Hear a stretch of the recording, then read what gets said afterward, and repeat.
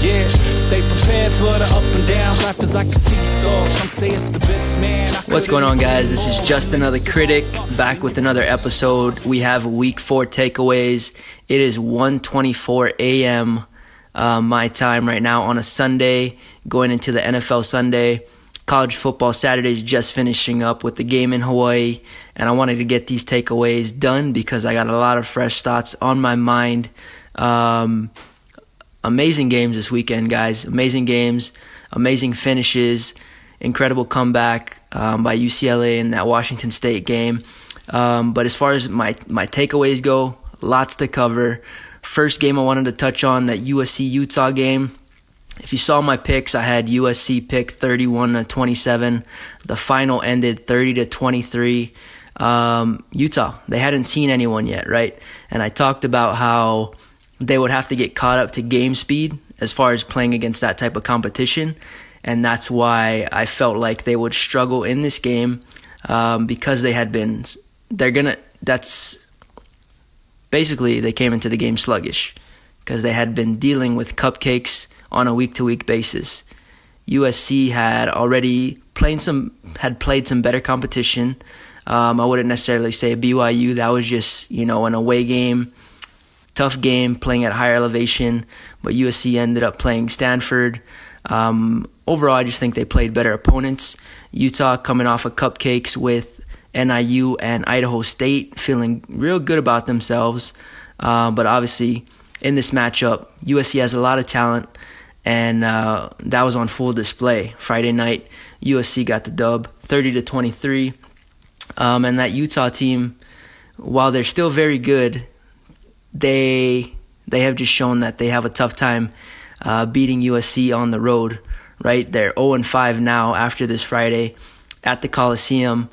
Man, if not this year, when is Utah gonna get over the hump? We don't know. We're not sure. What is it gonna take? Still a lot of questions as far as what's gonna get them to the point. As far as putting them back in that Pac-12 championship picture. Of course, they still have a chance, depending on how USC's season plays out. But at this point, USC is looking like the favorite. That was Friday, pretty much the biggest game of the night. Boise State also beat out Air Force, and Louisiana Tech beat out, I believe it was FIU, Florida International. Moving over to Saturday, lots of big-time matchups. Obviously, the Auburn-Texas A&M game, Texas-Oklahoma State, Michigan-Wisconsin, and UGA Notre Dame. What I want to go ahead and do is first talk about my upset alerts. The upset alert picks were SMU versus TCU.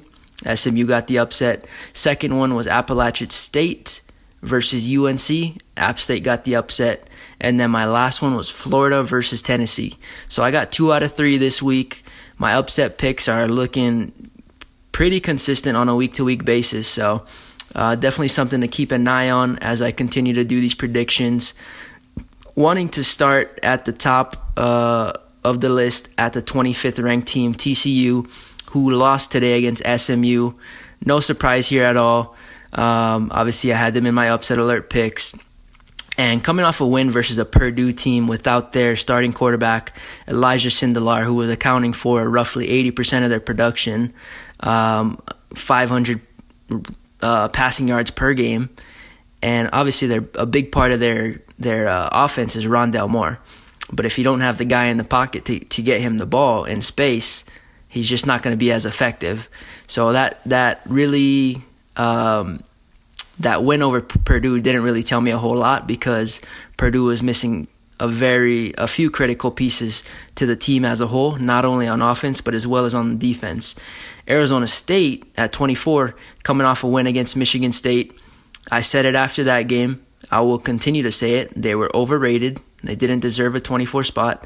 Being 3-0, they deserved the spot, but they weren't ranked. They weren't good enough as a team to be in the top 25. If you just look at them, right, the eye test as they call it. Like I said, I'm no expert. I don't, expect you guys to see me as one. I'm just another critic. So going up against Colorado, if you look at my picks, guess what? I had Colorado beating Arizona State. Though I thought the score would be lower, I had it at 23-20. All my picks are on Instagram. I post them every week before the game starts. So if you guys want to follow me on Instagram, it's Just Another Critic. And you guys will continue to get those predictions every single week from the top 25 teams that are playing in that week. Moving up to Cal. Cal put on a great performance against Ole Miss. Defense was stout as expected, carried a heavy load. Evan Weaver closed out the game with, I believe, 22 tackles, 18 solo. Ridiculous linebacker. One of the best in the country at this point. Ole Miss still trying to figure out who their quarterback is, where their offense is going to come from. Defense they're playing a lot better in general this year, which I expected them to do with returning 10 starters on that side of the ball. So overall, Cal at this point, they're really just the only ones left that actually have a shot to make an undefeated run to, put themselves in the college football playoff picture, because the rest of the contenders have a loss on their resume. And so it's like Cal, who was the least likely, nobody was talking about them in preseason, and pretty much for good reason. We knew their defense was there, but offensively, we just weren't sure what to expect. So still, that is the big question mark when it comes to Cal. We know their defense is there. Justin Wilcox, who did a good job at Wisconsin, and then pretty much brought his ideas from that as a defensive coordinator to California, and has shown that he's able to implement that pretty well. And so Cal's looking good. We'll see what they can do moving forward. Moving up to 22, Washington took on BYU. A lot of people thought BYU was going to hang in there, and they were going to put Washington on upset alert. But interesting note is that BYU had been going through some tough games, some very tough games. Obviously, starting off with Utah getting beat up, going to Tennessee, overtime, having USC at home, another overtime. And so it was they were worn down. They were completely worn down. Washington, I do think they would have beat BYU regardless if this was the first game of the season.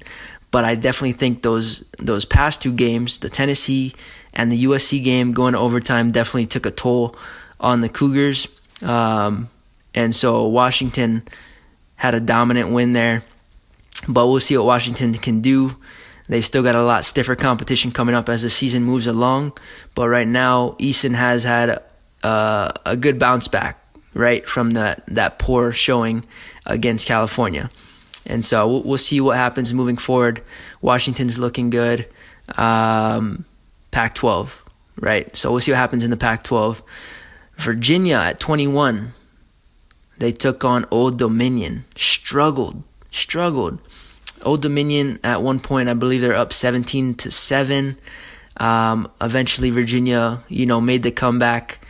But man, what's going on, Virginia? The thing for me, Virginia, as we all expected coming into the season, the hype behind Virginia was the NFL draft prospects in the secondary that they brought. And that was kind of their strength, right? Strength of the team. And so just seeing the defense give up those big plays early was kind of surprising. Maybe they just had a hiccup. I don't know. The ACC is kind of weird right now. We're getting Florida State competing against Virginia one week, losing or, having close games with University of Louisiana Monroe. They ended up nearly blowing a game today against Louisville. And so the ACC is kind of just like the stock market. It's kind of up and down. Obviously, we know the king of the hill right now is going to be Clemson.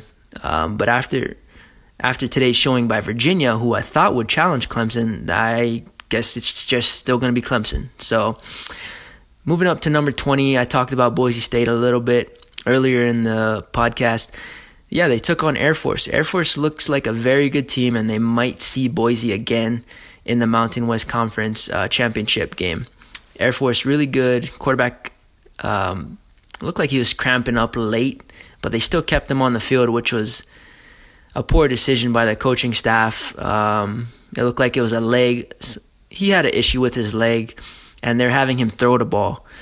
And so if you know anything about throwing a ball and playing the quarterback position, when you throw the ball, a lot of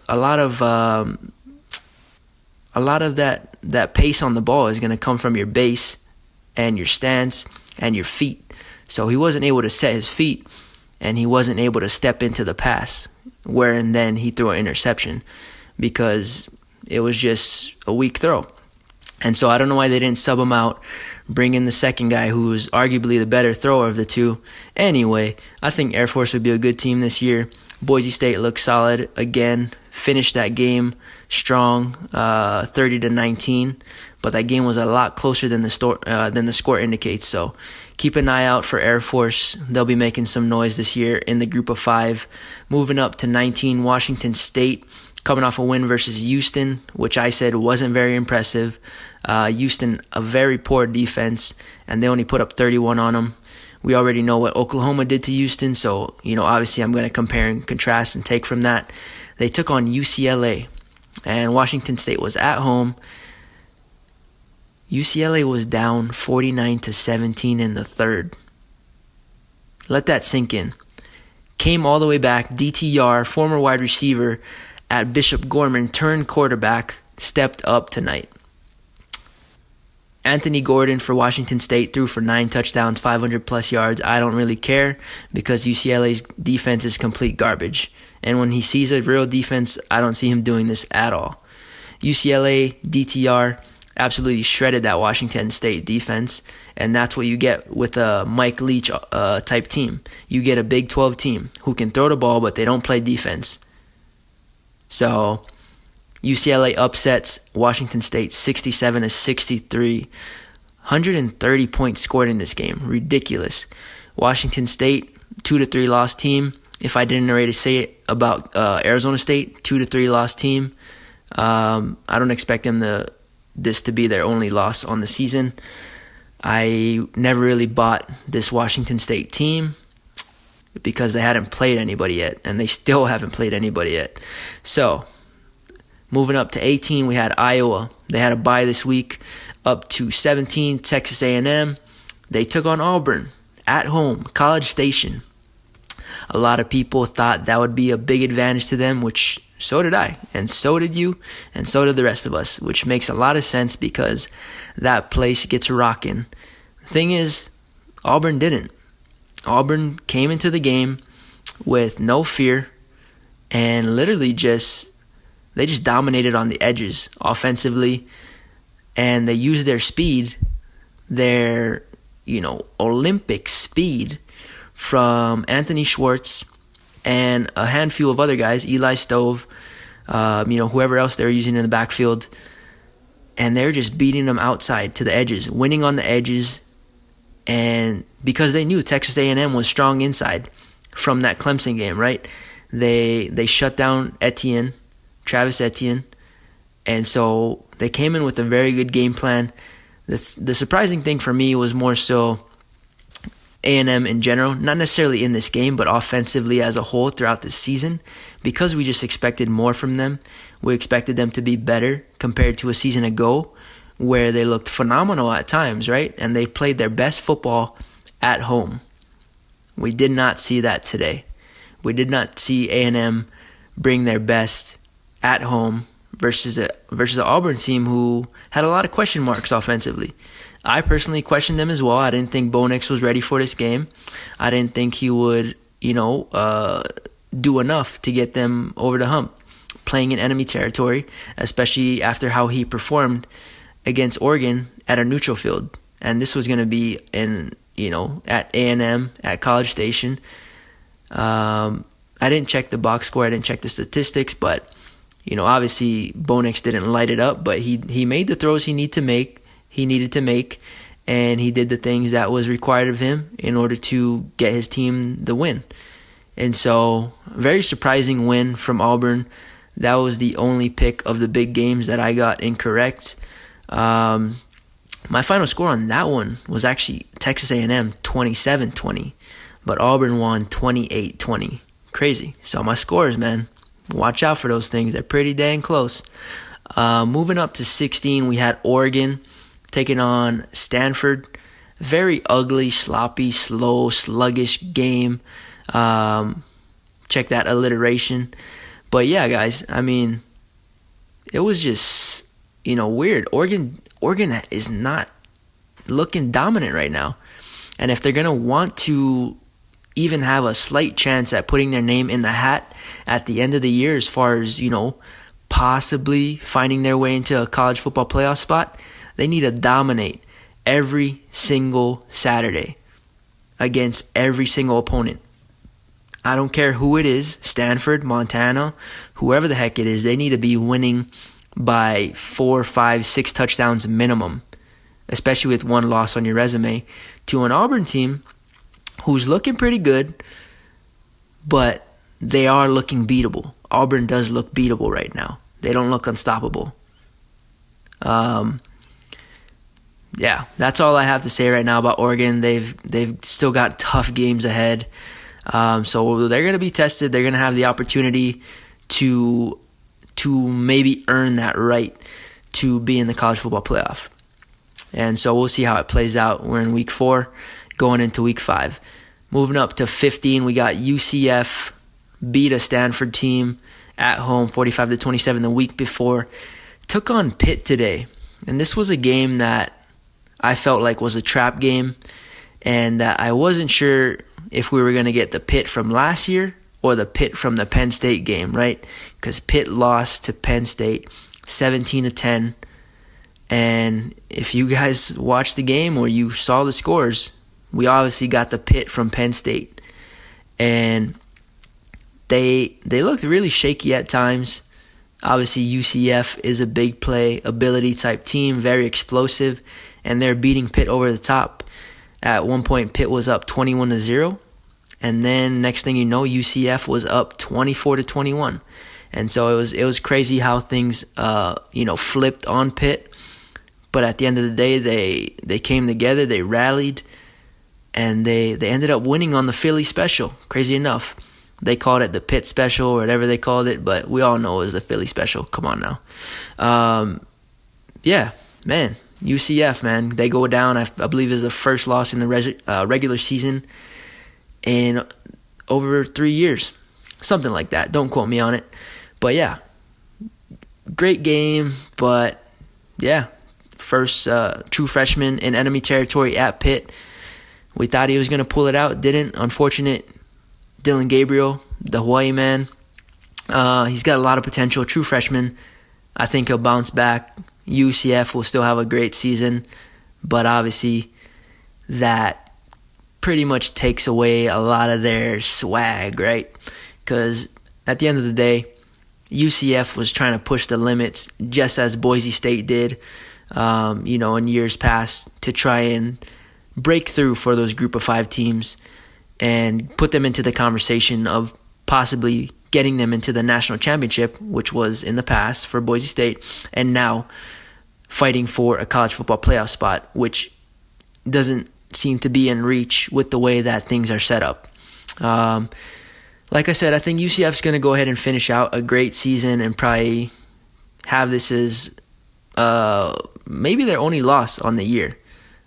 I could see maybe one more loss depending on how this team shows up at that night, because they got Temple and Houston as well as Cincinnati. And so we'll see how they play out. But a very good team in general. UCF will be very competitive for the next few years. Moving up to 13, Penn State had a bye. Tied at 13, Wisconsin, right? The big matchup of the morning of the Big Ten, taking on Michigan. If you watch this game, pure dominance. Pure dominance. If you listen to my podcast, my final score on this one was Wisconsin 34, Michigan 17. Final score was Wisconsin 35, Michigan 14. Wisconsin absolutely dominated this game from start to finish in all phases of the game. Dominated at the line of scrimmage. Jonathan Taylor had 143 yards, 2 touchdowns in the first quarter. Left the game with cramps. Did not play the second quarter.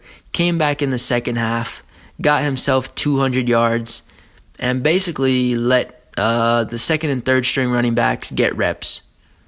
We brought in Nakia Watson, who is a sophomore. We brought in Bradrick Shaw, who is a senior. We brought in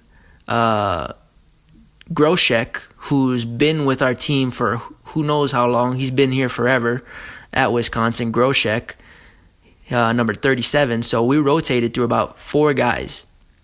And so imagine if JT, Jonathan Taylor, didn't cramp up.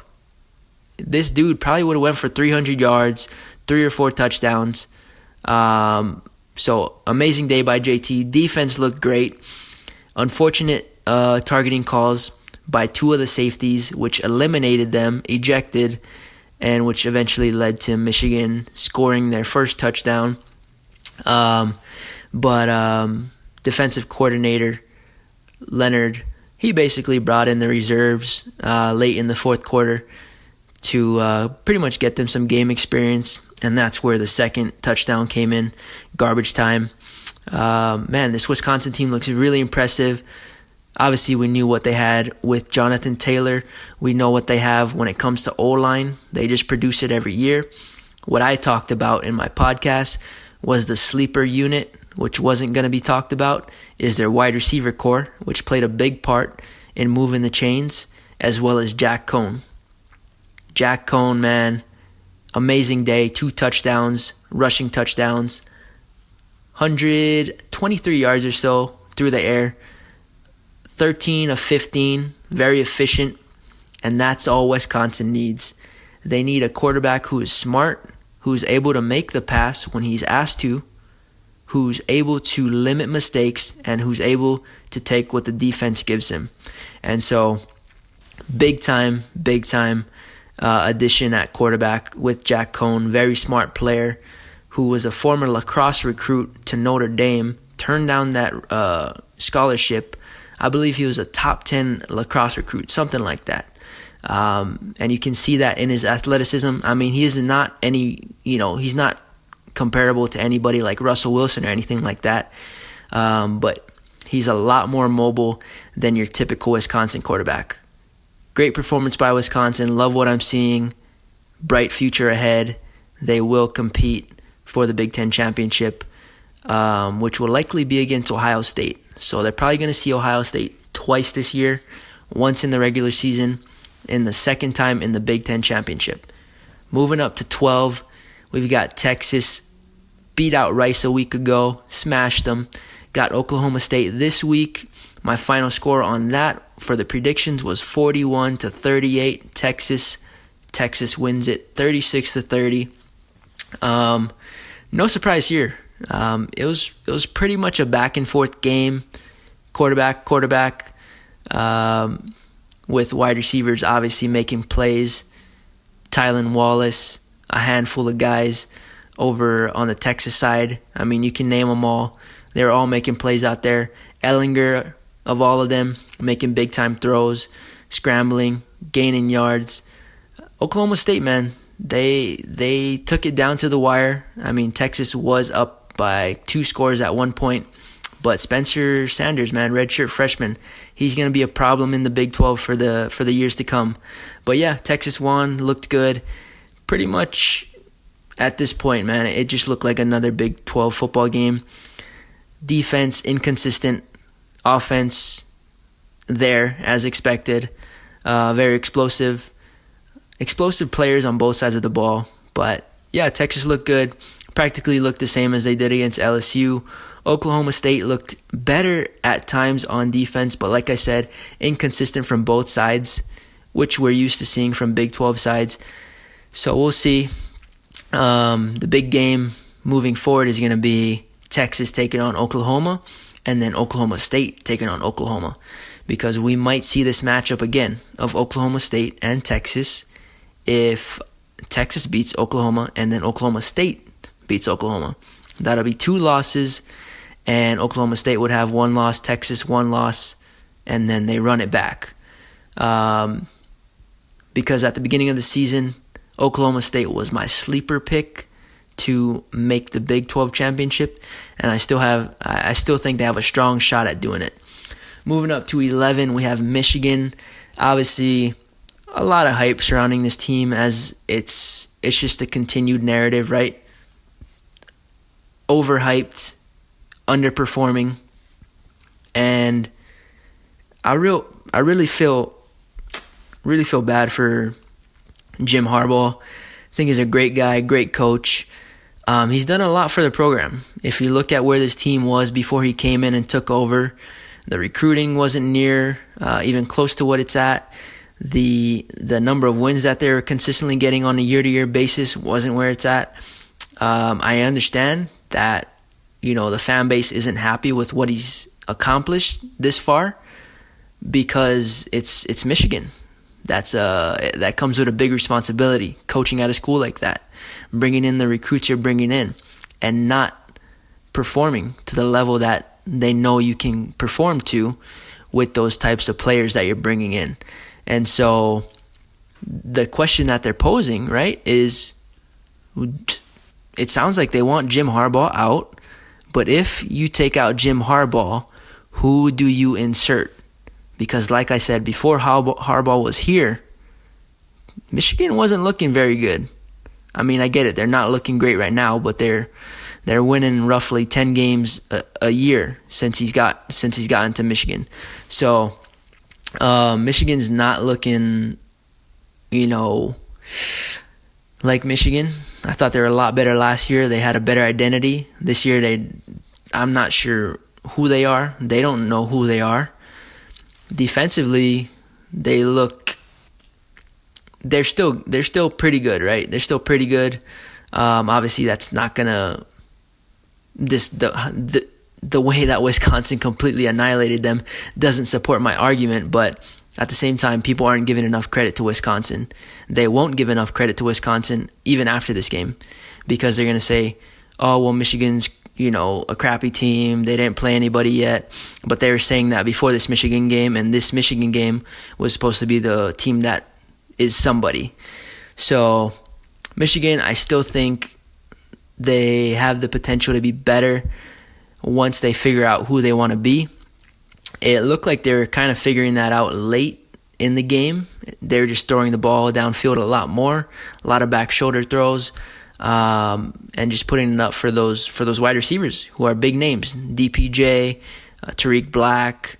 You got the other guy who I can't remember, but I believe he's number 4, another good player, and then number 8 was making plays. And so they just got to figure out who they want to be and be it. Because right now they don't know who they don't know who they want to be, and that's showing on the field every single Saturday. And so we'll see. We'll take it week to week. We'll see what Michigan can do, but they need to figure it out fast, not only for this season, but for the future of the program, right? And so moving up to 10, we had Utah. Like I said, they played Cupcake Idaho State the week before. FCS team came into this game sluggish against USC as I expected, and they lost, man. Zach Moss, I love his style of running. But as I said in the pregame, it is not conducive to having a long career as a running back. He runs very hard, very physical, but with that comes consequences, right? I mean, we love to watch it as fans, but as a player, you got to protect yourself.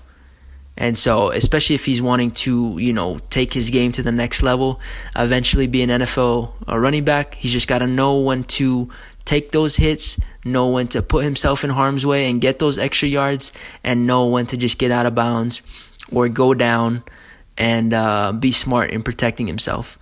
But like I said, Utah, the question mark for me was going to be the passing game. The crazy thing coming into this game was the narrative behind Utah's defense and how dominant they were expected to be at the line of scrimmage against USC's O-line.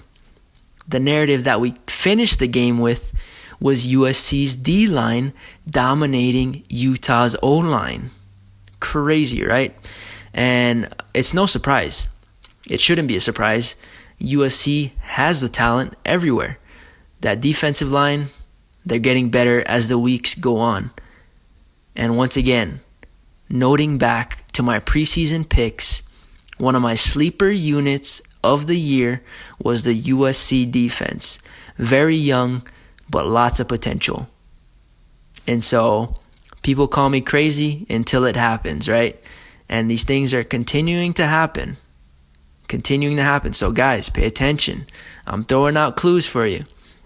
Moving up to 9, we had Florida beat Kentucky in a close one, lost their quarterback. Felipe Franks out for the season. Brought in Kyle Trask. Brought in Tennessee, the Volunteers. Were they going to, be able to make a game out of it, especially with the way, Florida came out of that Kentucky game? Hard-fought game. Tennessee coming off a big win against Chattanooga. But Tennessee, they didn't show up this Saturday. Not today. Got beat up by Florida 34-13. Florida defense is legit. That's about the only thing that I think is legit about Florida. I do think they have phenomenal athletes. A lot of great football players on that team. But I don't think they've figured it out as far as how to piece it together. It looks like they figured it out. But in my opinion, they haven't really played anybody yet. You might say, yeah, but they played Kentucky. Look at how Kentucky looked today. They just got beat up by Mississippi State. A Mississippi State team who just lost to Kansas State. So, I don't know. Have they played anybody yet? I wouldn't. In my opinion, I'm not going to say yes. So, we'll see moving forward if they can continue to get better as the weeks go on. Like I said, I believe that defense is for real, just not sold on the team as a whole. They've got the guys, but can they put the guys in the positions that they need to be in order for this team to succeed? We're going to find out. Moving up to 8, we had Auburn. They had Kent State a week ago. Nice blowout. But like I said in my predictions, I didn't see them throwing the ball a lot. I didn't see them I didn't see a lot from this Auburn offense that told me, wow, they're going to go in there and they're going to beat up A&M at home. I didn't see that. And that's what happened. A&M got beat up at home. I mean, the score is 28-20, but it really wasn't that close late. Texas A&M got some late touchdowns. But the whole game overall is practically dominated and predicated on the performance of Auburn's defense. That defense looked amazing, man. They're holding pretty much had A&M on lock for about 3 quarters. And so Kellen Mond, I don't know, man, this guy just disappeared. Who is this guy, right? Who is this guy that we got in 2019? Is it just because 2018 it was kind of a fresh thing? We were getting to know this guy, who he is, how he plays, and now that they've got film on him, it's just a whole different story? That may be the case. I don't know. Maybe there's lingering injuries that we don't know about. There's a lot of unknowns. But right now, Auburn went into A&M's house, beat them down. The score doesn't indicate that, but it was a dominant performance. Great win by Auburn. I still don't think they're going to be able to compete with the Georgias or with the Alabamas, but Auburn's got Bama at home, so who knows? I've been wrong. I was wrong this weekend. I could be wrong again. All right, we'll see what happens. Number 7, Notre Dame, coming off a big win versus New Mexico. Talked about it in the predictions. Was not sold on Ian Book at all. I don't think I'm still really sold on the guy. Really am not. He looked really flustered, right, in his previous games leading up to this week versus Georgia. In the pocket, he really looked like he just wants to scramble, and he's throwing really inaccurate balls, bad ball placement to his receivers. But guess what? Tonight versus Georgia, dude showed up out of nowhere. Like, I was watching the game, I said, where did this Ian Book come from? Given a lot of his throws were just underneath throws to his tight end, basically who was completely wide open. I don't know how Georgia didn't catch on to this quicker. That's practically all he was throwing, underneath to the tight end. And they weren't marking him. They were not I just didn't get it. Anyway, Ian Book had a pretty good game. I'll give him that. He had a pretty good game. But Georgia, man, we'll talk about them when we get to them. But Notre Dame, they came downhill on defense, bro. They were making plays. They were hitting Georgia in the mouth in the whole first half, practically the whole first half. And so, I don't know. It's hard for me to tell right now. Is Notre Dame for real? Or is Georgia overhyped? Or is it a little bit of both? Right? Right now, I'm leaning towards a little bit of both. And we'll leave it at that until the season continues on. And we'll see more from these teams. But, yeah, I'll talk about Georgia. We're getting there. We're a few ranks away. Number 6, Ohio State took on Miami. Ohio completely obliterated them. Now, I know I use the word obliterating a lot, or obliterated, but this was obliteration. 76-5 final score, pretty much doing what was expected of them to do. They haven't seen anyone yet, so we still want to know, right? We still want to know if this Ohio State team is for real. They look for real, definitely look for real, but we want to see them do it versus a decent Power 5 team. And we're going to see that here soon once they get into the thick of things with Big Ten conference play. Moving up to Oklahoma, they had a bye this week, beat up on UCLA a week ago. And so we'll see what happens going into week 5. We got number 4, LSU. They had Northwestern State beat them up 65-14 a week ago. Took on Vanderbilt this week. Absolutely went off Joe Burrow. I believe he had 6 touchdowns, 400-something yards. Final score was 66-38. LSU won. But the more surprising points on the scoreboard was the 38 that Vanderbilt had put up. So, with this defense, who I expected to be the best defense in the country, given after the first few games, after the Texas game, I was like, all right, this is just a good Texas team, right?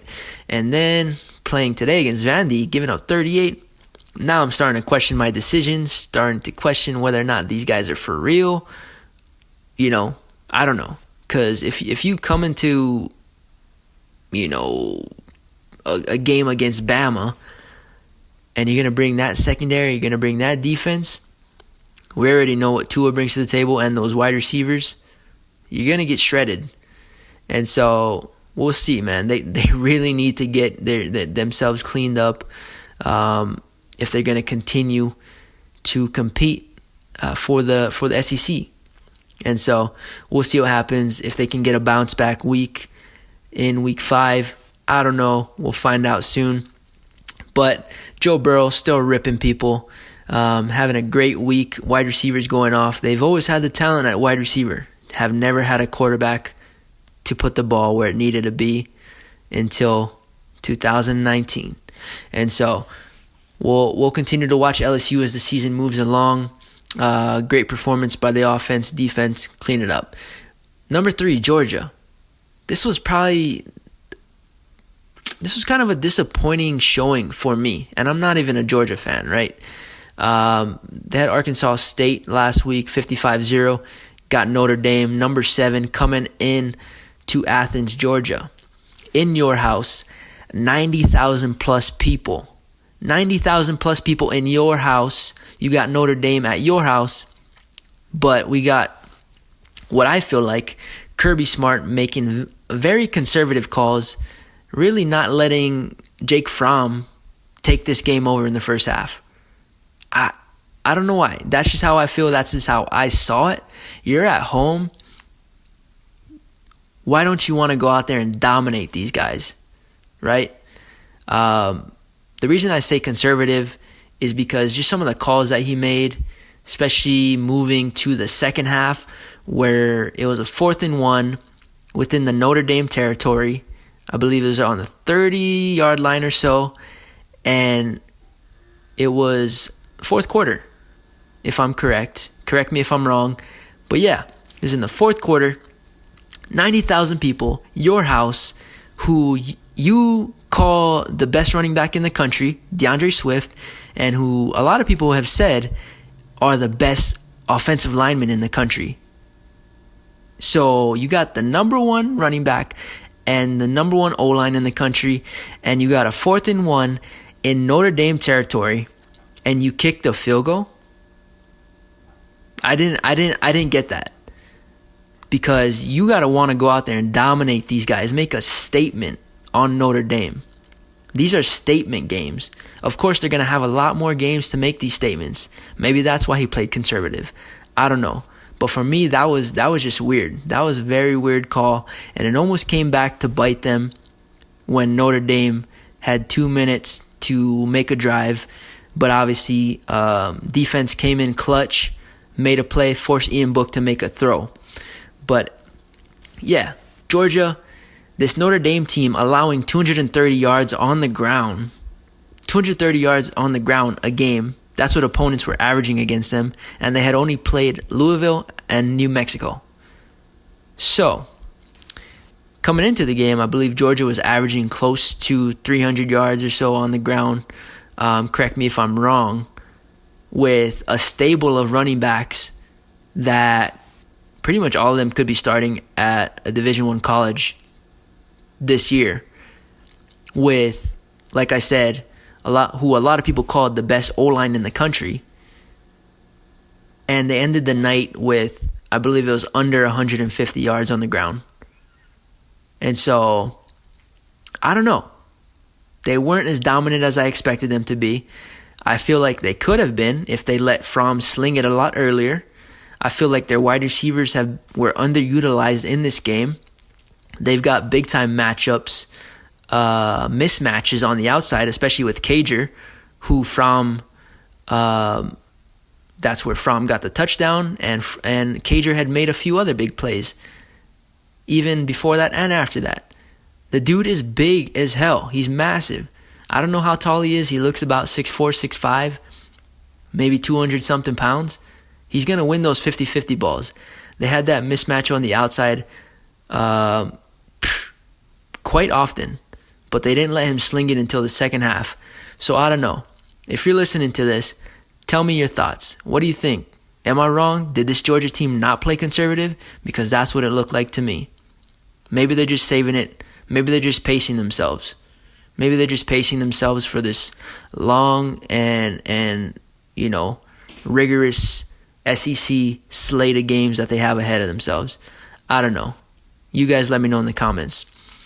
Number 2, Alabama.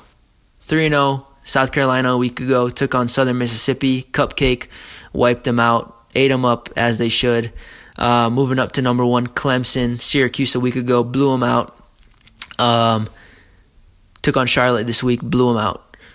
Talk about Bama very quickly. The offensive line is still looking very suspect. I've been saying this since week 1.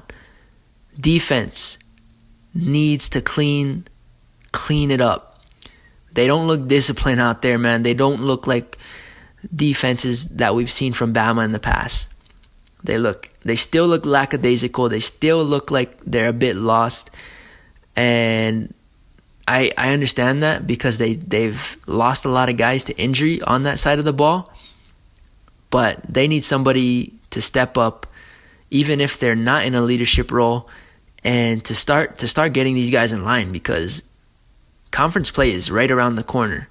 I'm pretty sure it's next week. They got Ole Miss, so that should be easy peasy. But once they get into those better teams, this Alabama team could be in trouble. No joke. Obviously, offensively, Tua's still slinging it, but once they get in, once they start playing against some better opponents who have some legit defensive linemen, they're probably only going to have to rush 3 or 4 to get pressure to him, which is going to leave 7 in the secondary. So, with that said, Alabama needs to get it together because right now they do not look like a national championship team as a whole. Obviously, offensively, they've got the talent, they've got the weapons, they've got the guys. But as a team, if this is the team they take to the playoff today, they would have to outscore every single one of their opponents, because I don't see them shutting down Clemson. I don't see them shutting down Oklahoma. I don't see them shutting down LSU with the way this defense is playing right now. And so I'll leave it at that. They still have a lot of time to get better. They're young on that side of the ball in certain areas, so they're still going through that learning curve. But they need to clean it. They need to clean it up. They need to get together because the season is moving. It's moving fast. Let's go ahead and talk about the number one team, Clemson. Had Charlotte this week. Clemson, on the other hand, kind of opposite, right? As far as what we're seeing from them this year, their defense is coming in and looking really good. I understand they haven't played anyone for real just yet, but their defense has been looking phenomenal. Very fast, not as big up front, obviously, but they got a lot of playmakers in the secondary. Some very twitchy guys in, I forget his name. He's a big dude, number 11. And then also the safety, Tanner Muse. That guy's big as hell, moves fast as hell. Two scary dudes, number 11, number 19. Stay out of their way or else they're going to light your ass up. But with that being said, we still haven't seen a lot of consistency from Trevor Lawrence. He had a decent game today against Charlotte. I think he had 2 touchdowns, 7 for 9, 90-something yards. And pretty much a big-time blowout. We're going to see that team evolve as the season goes on. But right now, defense looks solid. And whenever you got a solid defense to depend on, and even though, Clemson's offense isn't absolutely firing on all cylinders right now, they're going to have that defense to fall back on. And that's not something a lot of teams can say right now. And so, with that being said, those are all my takeaways for week 4. Week 5 is going to be coming up fast, very fast. But yeah, guys, pretty much covered it all. As always, I appreciate you guys supporting the podcast. If you got value from this podcast or this episode, or if you enjoyed this, please go ahead and bookmark it, subscribe it, whatever it is, depending on the platform you use. If you're on YouTube, go ahead and subscribe, drop a comment. I'm not just asking you guys to subscribe to my channel or follow me, or if I haven't earned it, don't give me it, right? I only want you guys to follow my stuff if you guys actually like my stuff. If not, tell me why you don't. Simple enough, all right? All the links are in the description for my podcast as well as social media accounts. If you guys want to follow me, great. If not, no worries. But I'll always be here posting on a week-to-week basis. With that, hope you guys all have a great rest of your day, evening, or night. This is Just Another Critic, signing off. Peace. Yeah, stay prepared for the up and downs. Life is like a seesaw. Some say it's a bitch, man. I couldn't agree more. 1 minute you're on top.